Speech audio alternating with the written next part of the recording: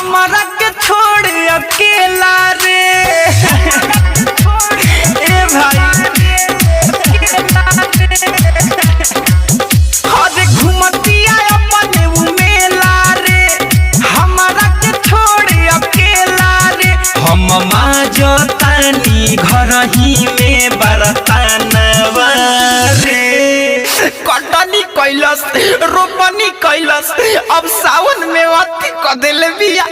त जाके देवा घर दोसरा के संगवा रे रोज ढारतिया जल मुस्कानवा रे जाके देवा घर दोसरा के संगवा रे रोज ढारतिया जल मुस्कानवा रे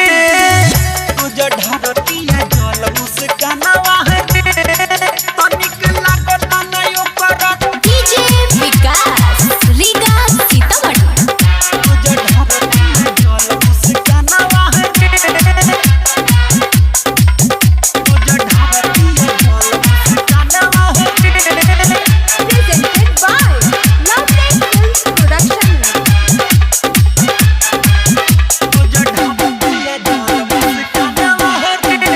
भल ही तू जिंदगी न दीह हो जवन बाबू हो छीन लीह हो ए परम बाबा ए शंकर भगवान एक कोड़िया बदाया करो अरे भल ही तू जिंदगी न दीह हो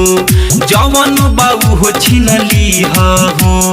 अगिला जन्म में हे भोले बाबा ऐसन में हरि न दीह हो अपने से जो है तहे जाले रे बोले नी तो हम पे चिल्ला ले रे अब लेके मानी लागे मोर परानवा रे अरे मर्दे नइखे पटत बिरी कब करला अरे साला ओकरा ब्रेकअप कॉल जाला त जाके देवा घर दोसरा के संगवा रे रोज ढारतिया जल मुस्कानवा रे जाके देवा घर दोसरा के संगवा रे रोज ढारतिया जल मुस्कानवा रे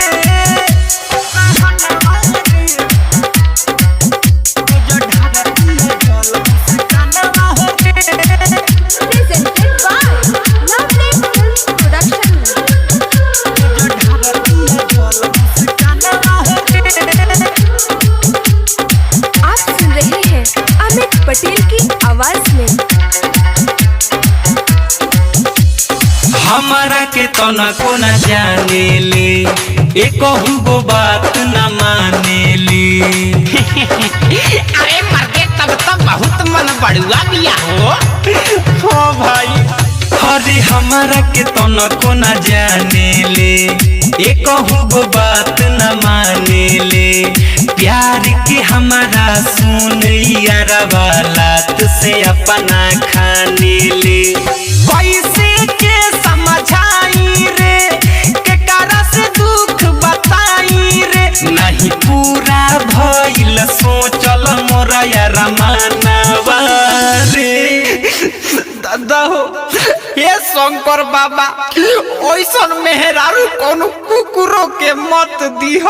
त जाके देवा घर दोसरा के संगवा रे रोज ढारतिया जल मुस्कानवा रे जाके देवा घर दोसरा के संगवा रे रोज ढारतिया जल मुस्कानवा रे घुमतिया अपने उमेला रे हमारा के छोड़ अकेला रे हम माजतानी घर ही में बरतानवा रे अब जवन भाई तवन भाई जिंदगिया तो एकरे साथे नु काटे के बा